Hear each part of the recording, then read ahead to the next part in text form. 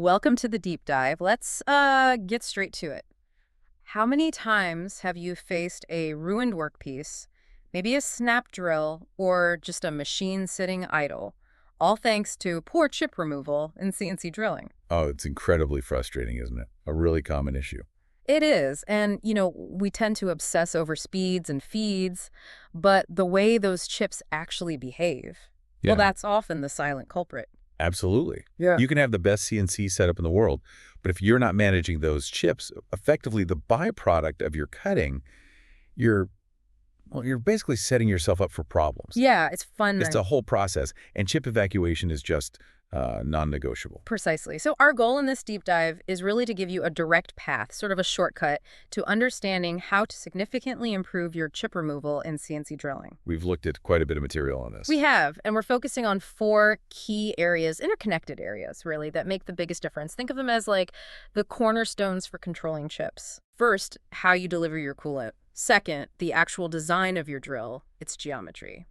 Third, the cutting parameters, your speeds and feeds. Right.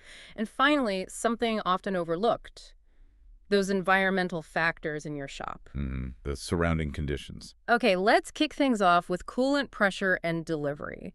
This is something that's absolutely vital, but honestly, frequently doesn't get the attention it really deserves. Yeah, it's fascinating because I think many operators think of coolant mainly for, well, keeping the tool cool and reducing friction, which it does, of course. Sure, those are important. But its power to actually evacuate chips, especially when you're drilling deeper holes, that's often underestimated. That's right.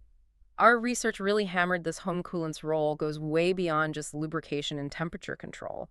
It's an active player in getting chips out of the way. Definitely. And that's where both the pressure of your coolant and how it's directed becomes so critical. We saw that high pressure coolant, and we're talking pressures like 5.5 to 35 megapascals. Which is quite a range, but significant pressure. Right. It's especially effective when you're drilling holes deeper than, say, 3 times their diameter. Yeah, that pressure is really the driving force there. It physically pushes those chips out of those deemed spots. Stops them packing in. Exactly.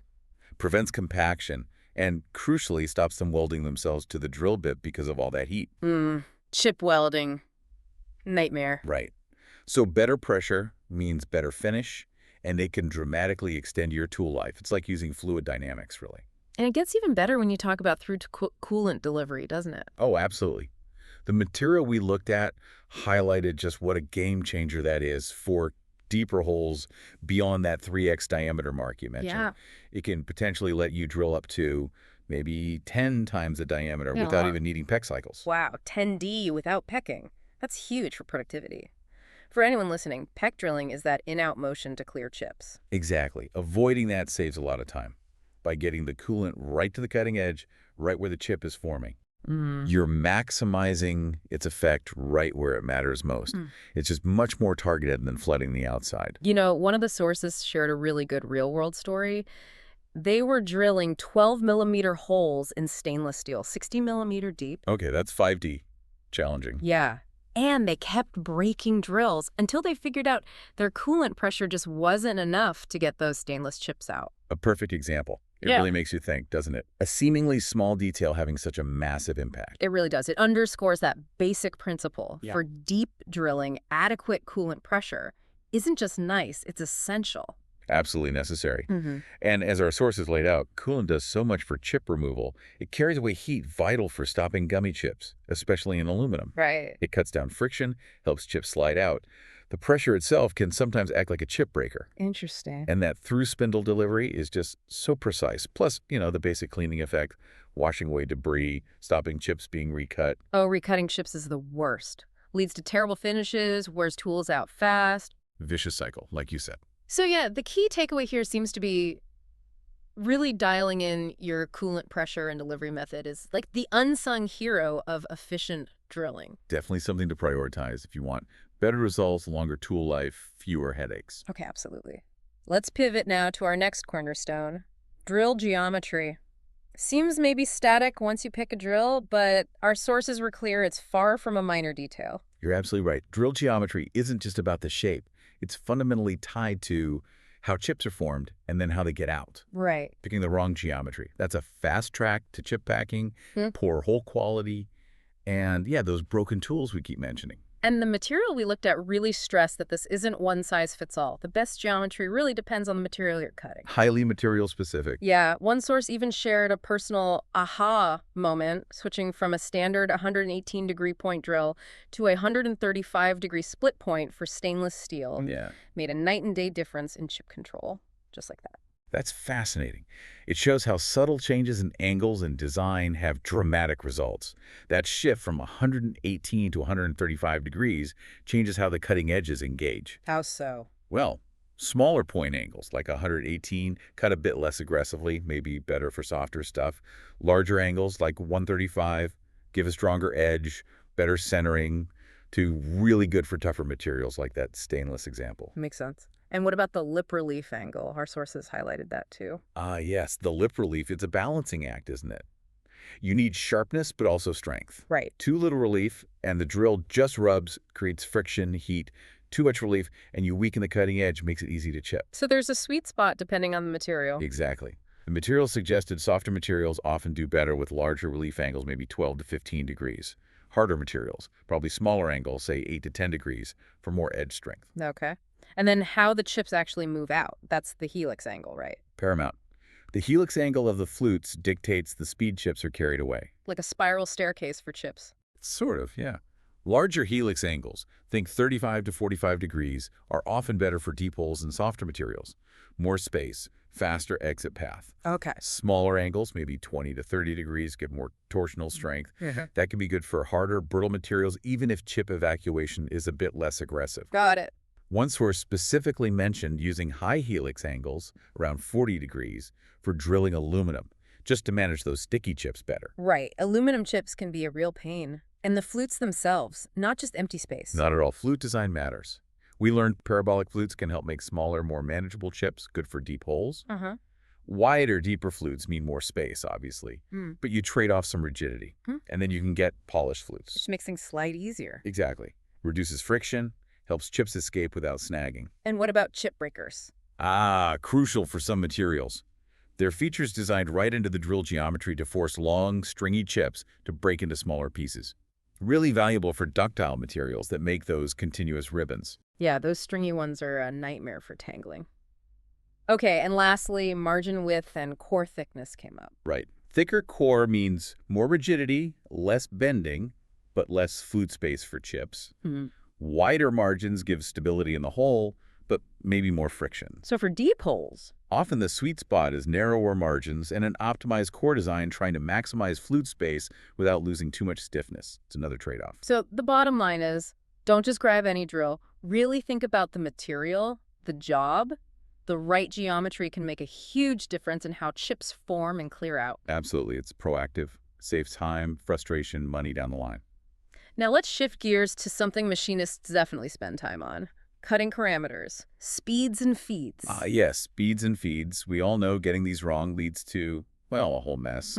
Bad chips, worn tools, maybe even scrapping parts. Yeah. Our sources really hammered home that picking the right parameters is essential for controlling chip thickness, shape, and how they flow out. It's a delicate balance. And it's always specific to the material and the hole depth, isn't it? Always. And it's not always intuitive. One resource shared a cautionary tale trying to speed things up just by cranking the RPM, but keeping the feed rate the same. Wow, but... Long, thin ribbon chips. Packed the flutes, tangled up, bang, broken drill. Ouch. A clear reminder those two parameters are totally linked. Totally. Okay, so let's look at spindle speed first.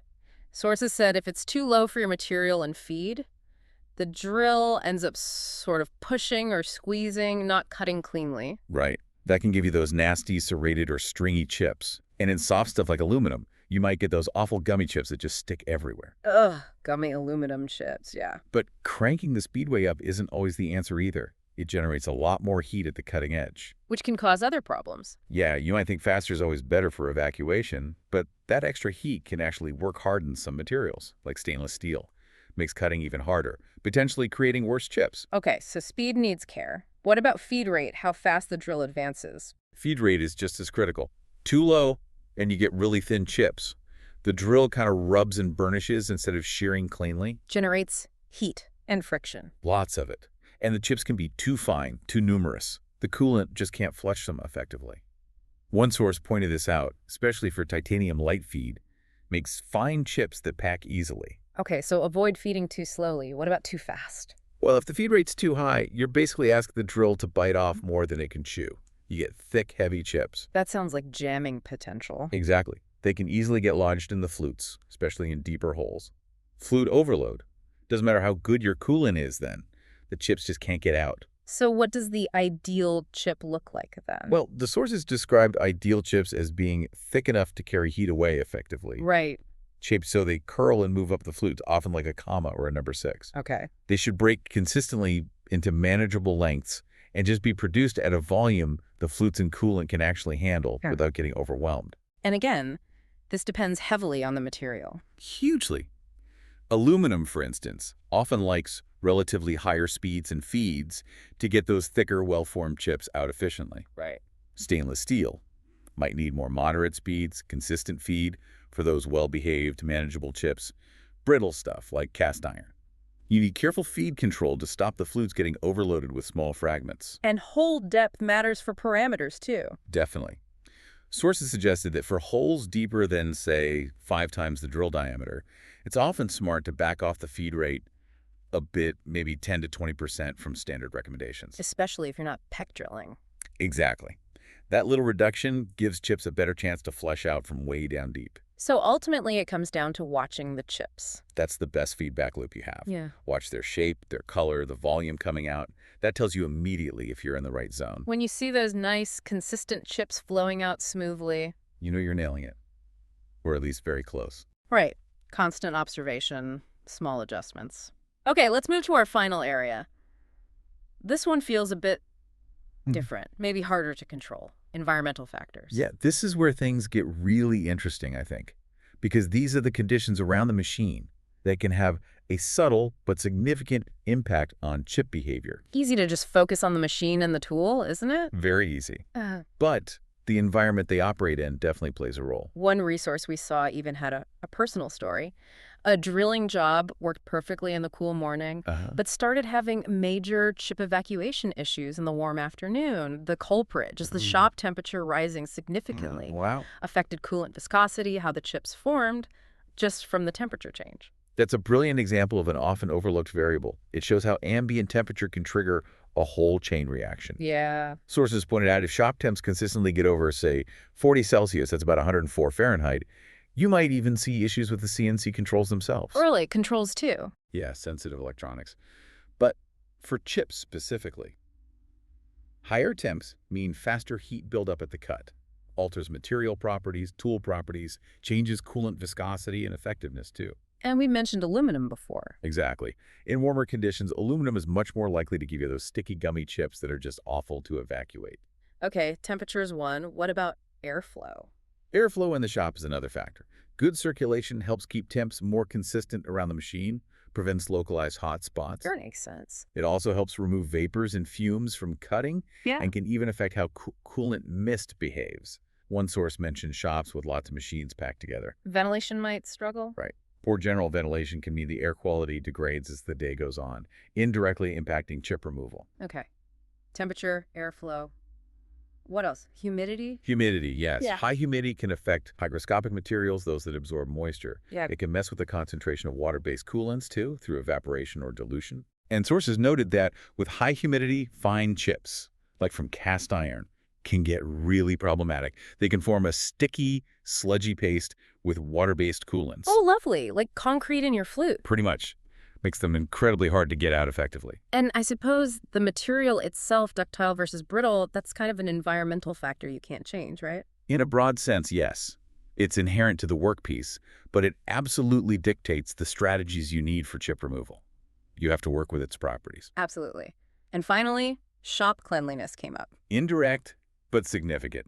Contaminants in your coolant old swarf, airborne dust, can mess with its chemistry, reduce its effectiveness. Affects cooling, lubrication, flushing. Right. And that contamination accelerates tool wear, which affects chip formation.